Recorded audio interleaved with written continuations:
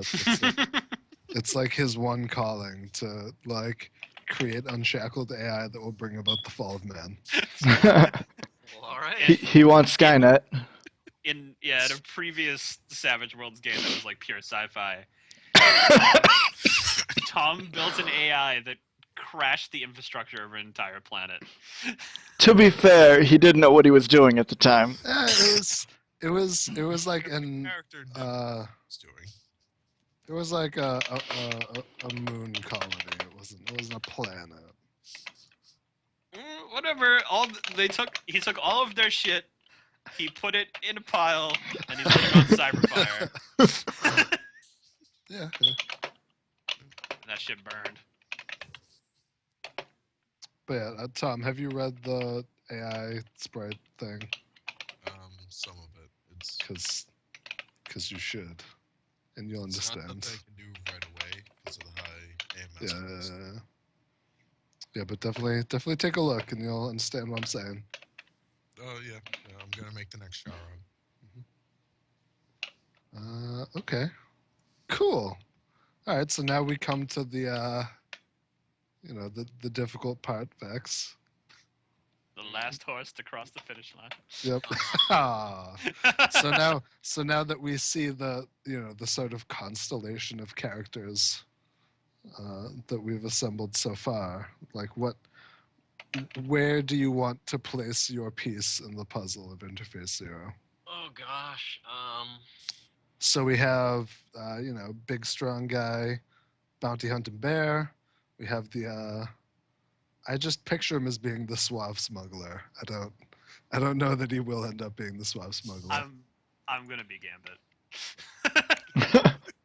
Okay. Like that's the inspiration for this character is Remy LeBeau. And then we have the arrogant and vengeful hacker cybermonk. All right. So to round that out, God, what do I even? So okay, maybe You can maybe probably it's make whatever you want. yeah, there's not. That's the thing, is that you don't like have to. There's no role that you have to fill. Yeah. So actually, this is probably a good time. Maybe if we skip forward and cheat a little bit. Okay. If we go take a peek at like the archetype. I haven't looked at those yet. I was looking through occupations. So they start on page 20, and this is more like gameplay style stuff. So it'll show you, for example, the first one is agent, and it basically tells you how to build sort of, the James Bond of 2090. Oh, that's cool. Yeah, I mean, and it lays out how you should pick your attributes, how you should pick skills, and the sort of other things you should pick. Mm-hmm. And so, maybe looking through these will give you an idea of what kind of character you want to be. All right, I'm gonna go ahead and look through these right now. Right, meow. And obviously, if you have any questions, don't hesitate to ask. So, for you're Brian, you're a hybrid, right? Yes, I am. Okay. And John, you're a normal human? I might be a scion, but it's not like a different race. It's just a perk that you take. Oh, okay. And Tom, you are human 2.0, right? Yep. Very cool. Nice that we have like a diversity going on here. All right, so actually, yeah, let's skip ahead even more and give Vex some more stalling time. And yeah, let's just go over the different races. So let's do that. And Brian, you want to skip to the page? What page is it? 28. So yeah, and we'll just go through the races one by one, so you can see how humanity has evolved in 2090. So first up, we have an android, and that is, yep, that's what it sounds like. It is a metal man or woman or thing, and it gets all kinds of sort of weird gameplay, mechanical sort of pros and cons. The thing to note about androids in this setting is that most of them don't have rights. They don't have sort of, the normal privileges that come with being a regular person, because at one time, or maybe even during play, they are owned by a corporation who made them and sort of sees them as an investment that they need to make good on.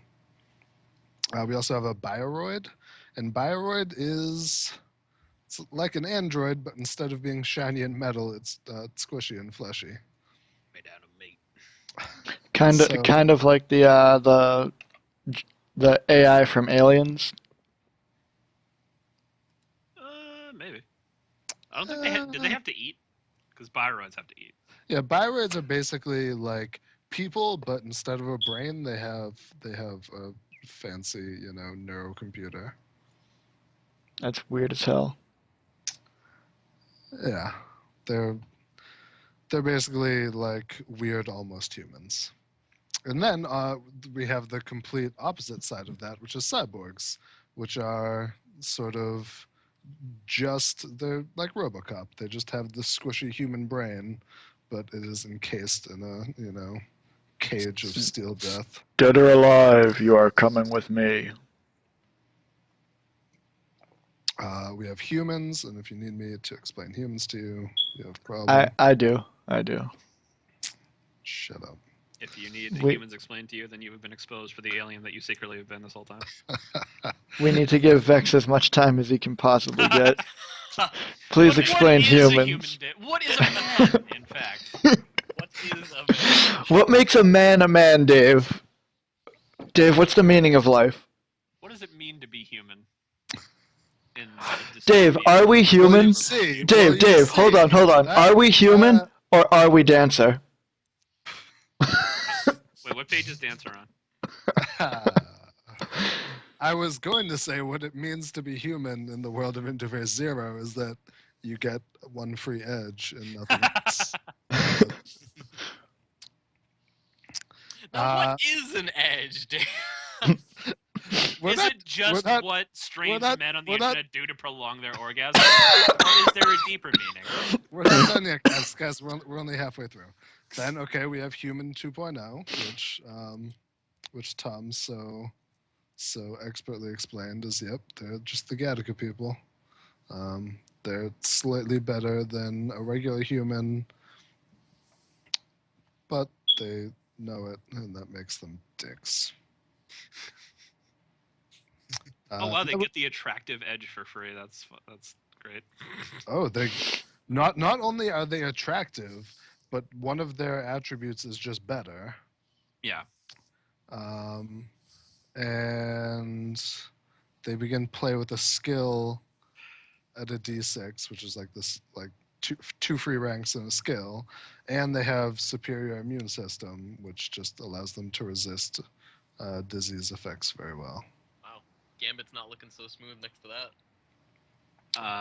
But they're arrogant because they know that they're better, and they have some sort of genetic abnormality where it's harder for them to increase one of their attributes after character creation, or during character creation. I'm sorry.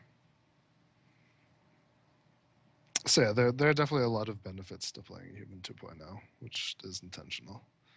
And then we have probably the most diverse and interesting of the races, which is a hybrid. And a hybrid is, if a Human 2.0 is like taking people and just making them better people, a hybrid is taking people and making them weird, awful animal monsters of people. Yeah, the cool thing. Yeah. If anyone's seen the Batman Beyond cartoon series, there were hybrids in that. Yeah. I'm trying to think of a more mainstream example. Oh, well, the a Island Minotaur? of Dr. Moreau is all about hybrids. I'm not really sure. But yeah, basically the way a hybrid works is you pick a sort of archetype of, what kind of hybrid you want to make. So there are aquatic hybrids, fierce hybrids, quick hybrids, tough hybrids, and stealth hybrids. And so, like, a stealth hybrid might be a bat or a house cat or a rat, whereas a tough hybrid is something like a rhino or a bull or a bear. But Dave, for purposes of our character, we got rid of slow for the tough hybrid and instead changed it with irascible from the fierce hybrids. Sure. But yeah, and then depending on what kind of hybrid you make, it comes with different sort of benefits and hindrances. So yeah, because in an RPG, nothing comes for free. Everything has to come out in the wash. It's almost like none of it matters. It's almost like we should just end it all. All right, the nihilism is supposed to come from the characters, not from the DM. No, I have to immerse myself in the setting. I have to make you guys feel as hopeless as people in 2090 feel. I could just go to work for that. Dave, you know where I work. I could do that too. Fair. Okay, and then the last race, Vex, we have Simulacra. And Simulacra are, if you've ever seen Blade Runner, they're replicants. They're artificially constructed, organic beings that are designed to sort of perform a job because we don't want to make people do it. And you pick what model of simulacra you want to do. So there's labor, luxury, and soldier. And depending on what So luxury is just a sex bot, right? Yeah, the sex bots. I mean, right? They could be like, it could be like a geisha simulacra, right? It doesn't have to necessarily be just sex, or it could be like. Oh geez, I'm Background actually dancer. reading it. But let's be honest. Chef, like a chef simulacra, I don't. Let's be honest. If you buy a beautiful simulacra, you're probably gonna bang it. According to the book, anything from kid-sized stuffed animals, entertainers, and prostitution models. Advanced prostitution models. Oh, sorry. Top of the line. Shit's advanced. They will give you the happiest ending.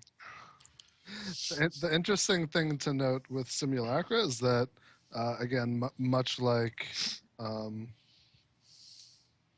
Replicants. Runner, yeah, much like replicants, they have only so long to live, which are actually determined by rolling a character creation.